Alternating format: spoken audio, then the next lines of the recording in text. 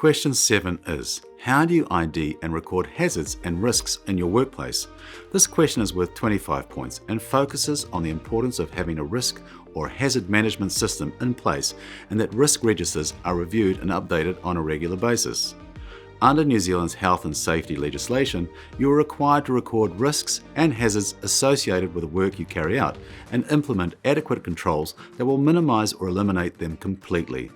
Hazard or risk registers are used as a way of identifying and recording risks and hazards and the controls you use to mitigate them. Registers may be site-specific or a more generic version, which is often referred to a master hazard or risk register. Site-specific registers are developed for a particular site, as you would expect to see in a SSSP.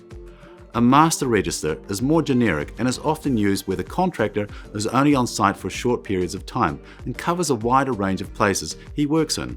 For example, if you have a delivery truck, there are risks all over the place and in many forms, which could be best captured in a master risk register.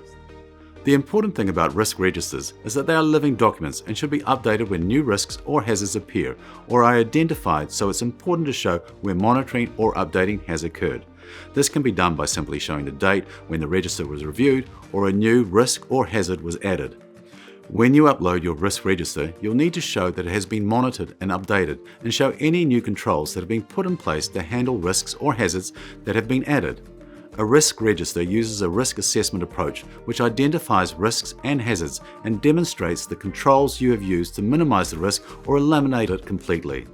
A simple example of this could be use of hearing protection, PPE, in a noisy environment or where solid barriers have been erected around a trench or opening to lower the risk of someone falling in. These are both examples of minimizing the risk. Here is a good example of a good hazard register.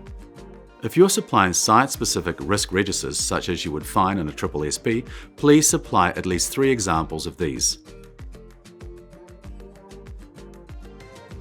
If you're supplying a master risk register, please ensure you clearly show review dates and/or dates where new risks or hazards have been added. This is an important criteria if you want to score full points on this question.